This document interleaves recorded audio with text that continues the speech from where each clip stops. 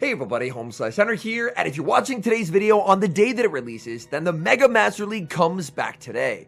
We had the Mega Master League earlier this season, about 2 months ago, and honestly, it was an incredibly fun cup.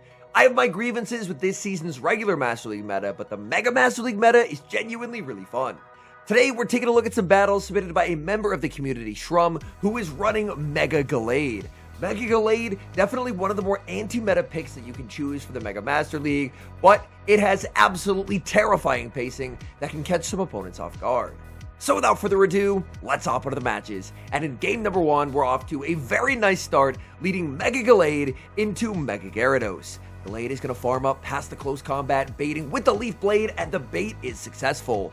Looks like Gyarados did go for a CMP tie. They go for a crunch, hoping for a potential defense drop, but they do not get it. Gallade now goes for the close combat as the opponent tries to catch a Leaf Blade onto Zacian, and that's gonna hurt. Zacian takes devastating damage, and now Shrum gets to bring in his own Zacian. Shrum will be putting up the shield as the opponent will go for Behemoth Blade and looking for the full Metal Claw farm down. Getting to exit with this much energy is incredibly nice. Gyarados does have an Aqua Tail loaded, but Aqua Tail will simply be insufficient to take the knockout. Now, Zacian has the back-to-back close combats. Opponent cannot afford to shield here because if they do, they're going to get absolutely shredded by this close combat. Close combat is going to land aggressive switch into Lugia as the final Pokemon, and the opponent sends out Kyurem Black.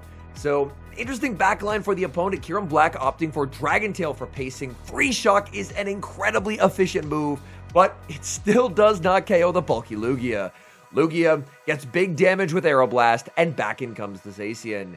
Zacian gonna look for a Metal Claw down, but Gyarados will make it Aqua Tail. However, Gallade still has energy in the back. So in comes Gallade, only 3 Psycho Cuts of energy needed to get to that Leaf Blade. This is going to be massive overkill onto the 1 HP Gyarados, and that's a good game. Hopping into the next match, we've actually got the exact same leads as last game, Mega Gallade into the Mega Gyarados. Opponent save switches into Kyurem Black, but this time they are on Shadow Claw. Shadow Claw will give them some slight fast move pressure into the Zacian. Zacian fires off the Behemoth Blade, but the opponent does put up the shield. Fusion Bolt connects, that's some pretty significant damage. Opponent will not be able to farm down. They realize that, and they will now go for the Fusion Bolt. Fusion Bolt is going to get the shield. Zacian will settle for a last-second close combat, and the opponent has to decide, are they willing to double shield for switch advantage? They are, and they will get the farm down with Kyurem Black. In comes Lugia. Lugia going to be taking super effective damage no matter what charge attack gets thrown. It is going to be the Fusion Bolt, and Lugia gets a farm down. Opponent pivots out into Primarina, and oh my goodness, they are very weak to Gallade. Gallade launches the Leaf Blade, devastating damage to the Primarina. Primarina is going to make the Hydro Cannon, but this is an easy shield for the Gallade. Gallade is going to try and gather as much energy as possible. Look at the high-level play, throwing 2 Psycho Cuts and the Leaf Blade, so the second charm will not take the knockout. Opponent's going to bring in the Gyarados. Gyarados is on Waterfall. What? I was not expecting a Waterfall Gyarados at all. They get absolutely rocked. In comes the Lugia. Lugia now has very easy cleanup duty. Even if the opponent was on Dragon Breath, they were still getting outpaced by Psycho Cut and getting absolutely shredded by that close combat. Hopping into the next match, Gallade staring down a Primal Kyogre. Primal Kyogre has just absolutely busted stats in this format, but Gallade will have a big pacing advantage. Gallade's Leaf Blade is going to get the shield. Gallade continuing to farm, and look at the pacing on Gallade. Gallade getting to another Leaf Blade. Kyogre is going to no shield, and they take big damage. Opponent gets the absolute max overfarm, throwing 2 and the move. Gallade will put up the shield as Kyogre goes for Surf. Kyogre now just going to get knocked out unless they decide to put up their final shield. Kyogre is going to let itself get KO'd, and they're going to send out Kyurem. Kyurem gets a farm down, and now you probably have to put Zacian on this. In comes Zacian. In the back is Ho-Oh, and this is the alignment that's needed, but Ho-Oh is still going to be very scary, especially if they get the Sacred Fire debuff. Sacred Fire is going to be no-shielded. Lugia dodges the debuff, and that's a big swing of momentum. Lugia going for it all, full sending the Aeroblast at the Ho-Oh. Ho-Oh guesses right and puts up the shield. No boost comes through from the Aeroblast. Lugia needs to guarantee some damage onto this Ho-Oh. Ho-Oh goes for another Sacred Fire. They do get the debuff this time, and that is really not ideal, as suddenly this Aeroblast is not nearly as threatening. Aeroblast lands. Ho-Oh is able to survive. Ho-Oh gets farmed down, and unfortunately, that's going to be the game. The opponent had 2 shots at the 50-50 debuff. They get it the second time, and unfortunately, that will be game over. Hopping into the next match, leading Mega Gallade into Zacian. Zacian is able to win the Zero Protect Shield matchup, but in the 1s and 2s, the insane pacing of Gallade means that Gallade actually emerges victorious. Gallade gonna farm up to 100 energy and start launching close combats. Close combat is gonna land. Gallade gonna farm up to a Leaf Blade and a CC. The opponent shields the Leaf Blade. Gallade will get to fire off the CC and win the ones. Opponent does put up the shield, but Gallade goes for the Leaf Blade. This is resisted. I don't know if this will knock out, and it doesn't. 1 HP survive. Absolute disaster, and that's going to cost Gallade its final shield. Opponent now going to reveal their Mega. It is Gyarados. And I don't know of a scarier sight than a Gyarados up energy. Gyarados shields with the Leaf Blade, in comes Lugia. Lugia is extremely bulky, but Mega Gyarados has an incredible attack stat. Gyarados is going to be hitting for super effective damage with the Crunch. Thankfully, no Crunch debuff comes through. Can Lugia survive? I believe without the Crunch debuff, it should barely be able to hang on here, and it does. In comes Lugia to catch the Aeroblast. This is an opportunity for Zacian to close out this game. Zacian should hopefully be able to farm up to 100 energy, try and take a knockout with Behemoth Blade, and then exit with enough energy to be able to KO that Gyarados. So Lugia, unfortunately for the Lugia, everything's going to be completely walled here. They fire off the Aeroblast for a resisted move that does do a ton of damage. Lugia now getting to a second charge attack. They go for the fly. It simply will not matter. Zacian's at 100 energy, so Zacian will just undertap this Behemoth Blade. Behemoth Blade will take the knockout. There's the close combat, locked and loaded for the Gyarados. The Gyarados has taken quite a bit of damage throughout the course of this game. In comes Gallade. Gallade able to make the last second Leaf Blade. Dragon Breaths almost farmed it down, but the pacing is just too good, and Gallade gets the win. We move to the next match, and what do you know? It's the same lead as last game. Gallade into Zacian once again. We saw before that if Gallade tries to go for a Leaf Blade, then unfortunately it can actually backfire. So this time Gallade gonna lock into the close combat on the CMP tie. Zacian actually went for the close combat as well. So the Zacian's going to have to shield this, so they're gonna get absolutely shredded. Zacian choosing to stay on the field, and they're gonna have to double shield now. The close combat does get double shielded, and an aggressive pivot out into the Lugia. Honestly, I don't mind this play at all. The opponent's at -2 defense, so they're going to have to pivot out eventually. May as well try and get up energy on the Lugia. Opponent is going to be sending out Primal Kyogre, so they have revealed their Mega. Primal Kyogre will still take some pretty nice damage from Aeroblast, as Aeroblast is just such a cracked move. Lugia now going to get to the Fly. Fly not going to be knocking out the Kyogre, but will get it deep into the red. Quick switch into Gallade, hoping to get to the Leaf Blade, but Gallade unable to get there. Opponent full sent an Origin Pulse, a costly misclick from the opponent, and now in comes Zacian. Zacian going to be answered by the opponent's Zacian, as they did bank quite a bit of energy before switching. They're going to fire off the close combat. They're now at -2. Behemoth Blade easily going to be taking the knockout. They still haven't revealed their final Pokemon, but if I see Zacian and Kyogre, I would assume it's going to be Palkia. Palkia will take some pretty nice damage from close combat, but the important thing to know is close combat will not knock out. And unfortunately for the Zacian is in 2 Aqua Tail range, so Zacian's going to need to catch if it wants to win this game.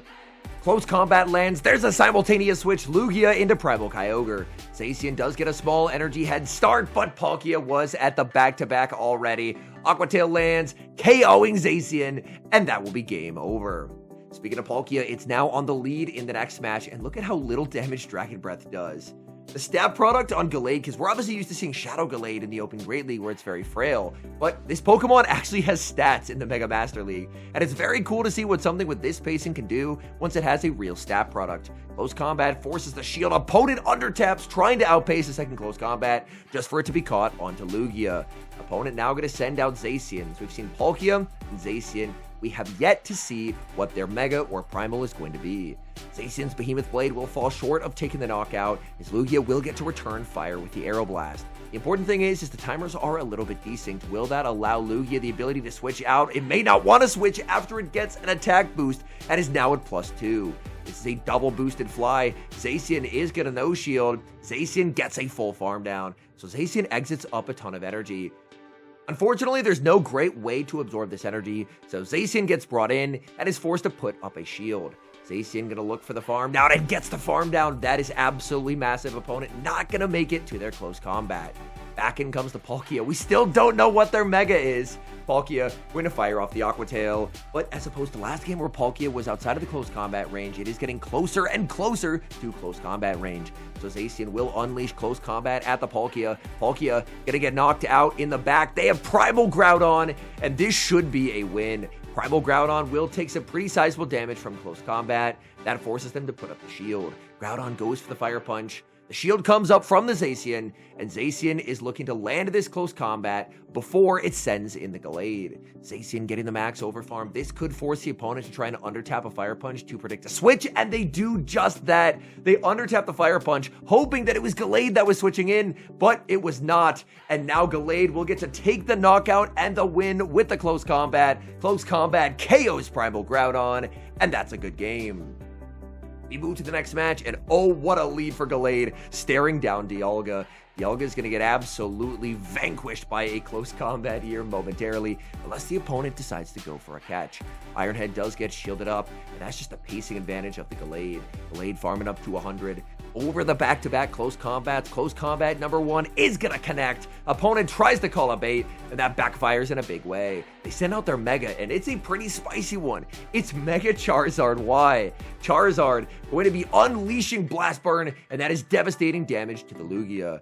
Lugia farming up quite a bit of energy, building up to the Aeroblast, and going to fire off the Fly. Fly is going to get the shield and making it to Fly number 2. This is actually really valuable chip damage onto the Charizard. Charizard ends up no shielding, but now it's in a range where a knockout can potentially occur from the Gallade. In the back, the opponent just has a regular Groudon. Groudon, absolute devastation from that Aeroblast, and back in comes Gallade. Gallade has quite a bit of stored energy, so it may as well use it here. Leaf Blade will take the knockout. Back in comes the Charizard. Charizard gonna be hit with a Leaf Blade. The Charizard is already very, very low, and in comes Zacian. Zacian, you just force him to Blast Burn here. Zacian is gonna no shield. There's the Blast Burn. Zacian gets one shot. And now Mega Gallade will get to take the victory by knocking out the Fire Flying type Mega Charizard Y with a double resisted Leaf Blade. Hopping into the next match, leading Gallade into Keldeo. Oh, but the Mega ran out. Oh my goodness. I don't know if this is a first battle of the day and this trainer forgot to Mega the Gallade, or if they were battling for a while and it hit the 8-hour mark, so they aren't Mega'd anymore. But unfortunately, this is just a regular Gallade. It's no longer the Mega. Gallade no shields. Keldeo baited with a Sacred Sword, and Keldeo is going to be winning charge stack priority over the Gallade. Keldeo going for yet another Sacred Sword. I'll be honest, I don't really know that Keldeo counts, as it's not a Pokemon I've battled against too much. Keldeo is going to look for a Poison Jab farm down, but does not get it. Even as the regular Gallade, putting up a little bit of a fight. Luckily, it was only against the Keldeo, because if it was one of these Megas, then Gallade would have gotten absolutely destroyed without being Mega'd. In comes Lugia. Opponent gonna fire off the Sacred Fire on alignment, and the shield comes up. 50% chance for an attack drop for the opponent, but they do not get lucky, and now Aeroblast will be at full power. Opponent has to decide, is this a bait? Is this a nuke? Oh my goodness, it lands. Jay the Underdog goes live with the title saying Disaster Class in the Go Battle League. And after that Aeroblast landed, it's honestly a disaster class for that opponent. In comes Mega Rayquaza. Rayquaza gonna take some pretty big damage. The shield goes up, and in comes Zacian. And Rayquaza, an incredibly cool Mega, but unfortunately, it's just walled by Steel types. In comes the Zacian. Dragon Ascent lands. Oh my goodness, I take it all back. Mega Rayquaza. I mean, that's resistant damage, but that was absolutely absurd. In comes the Ho-Oh. Ho-Oh farms down, and Lugia has to survive. This is going to be close. Can Lugia hang on? Yes, it does, and Lugia will take home the win. Hopping into the final match, and unfortunately, the Core Breaker has arrived, and its name is Ho-Oh. Ho-Oh is going to have a great matchup into Gallade by walling its charge attacks, and of course, absolutely crush Zacian as well. Gallade goes for the close combat, trying to get whatever damage that it can, and now out comes Lugia. Lugia gonna be no shielding, but will pay a heavy price as Ho-Oh fires off the Brave Bird and sends out Gyarados. But Gyarados goes for the crunch. They actually throw the crunch on alignment there, maybe thinking that Aeroblast was cheaper than it was. It will actually not knock out. So that is a critical error for the opponent. Now Aeroblast will land, and that's some very nice damage. You decide to show the Zacian, or do you try and hide it? Looks like the Zacian will be hid for now, hoping to entice the Ho-Oh to be brought back in here. The Leaf Blade into the Gyarados will take the knockout, and back in comes the Ho-Oh. Gallade is losing quite a lot of HP. Gallade building up past the close combat, going for a double resisted Leaf Blade bait. The Leaf Blade does get shielded. Opponent under taps. They realize if they try to throw one more Incinerate, then the close combat would have been reached. Sacred Fire does get the debuff. At -1 attack, can close combat knock out this Ho-Oh? Close combat is going to be shielded. In comes the Zacian, and this is going to be a very difficult game. Zacian puts up the shield. Zacian really has to hope that it's something weak to Zacian's coverage in the back, and it's Palkia revealed as the final Pokemon. The Zacian did get debuffed there by the Sacred Fire, so it is at -1 attack. Back-to-back close combats are available. Palkia not throwing its energy. The timer goes off as close combat number 2 will connect. Palkia does get KO'd. In comes the Ho-Oh. There's the switch to Gallade, and Gallade gets to a Leaf Blade. We saw Leaf Blade KO Mega Charizard Y. Now we have a Leaf Blade knocking out a Ho-Oh to secure the win. All in all, these were some very fun battles, so many thanks to Shrum for sending them in. The Mega Master League, it should look pretty similar to the previous rotation, with obviously one big exception. Mega Metagross was released during the 2-month break between the first week of Mega Masters and this new week of Mega Masters, so I do want to chat for a little bit about how Mega Metagross is going to influence this Mega Master League meta. The last time we had the Mega Master League, the most popular team by far was Zacian, Palkia, and Mega Gyarados. Sometimes people would run Mega Gyarados as a save switch with Return in the attempt to be able to flip a Primarina counter swap, but that was a very common team archetype. Another very successful archetype was, again, Zacian lead with Latios, because Latios had quite a bit of play into Palkia, it had quite a bit of play into Gyarados, and quite a bit of play into Zacian. Because Latios with Luster Purge and Aura Sphere, this had really nice coverage across the board, with, obviously, again, Palkia as the third. With Mega Metagross, specifically with Fury Cutter, I think it's a new tool in Trainer's arsenal that they can use to fight back against those types of teams. Whether it's the Zacian Double Dragon or Zacian Gyarados and a Dragon, with Fury Cutter, Mega Metagross can hit for super effective into the Gyarados. Even though that's still not an amazing matchup, you at least have some super effective coverage there. And even with Fury Cutter, it's still going to absolutely destroy Zacian, and it does pretty decently into Palkia as well. So I definitely think we'll see quite a few Mega Metagross. And Mega Metagross obviously makes life a little bit more difficult for something like a Mega Gallade, and that's why Gallade is more of an anti-meta or fun Mega, where it's not going to be one of like the top 3 or 4 Megas that everyone's using if they're looking to rank up and hit Legend, but just purely off its pacing and its ability to outspam everything. It can just be a ton of fun, and it's very good into a lot of the supporting cast mons like Palkia and Zacian, but some of the Megas are a little bit challenging for it. Anyways, thank you guys so much for watching. If you enjoy watching content like this, please do consider leaving a like on the video and subscribe to the channel if you haven't. And a special thank you as always to our channel members here on YouTube. The support you guys provide is sincerely appreciated. So thank you guys oh so very much. And until next time, I've been HomeSliceHenry.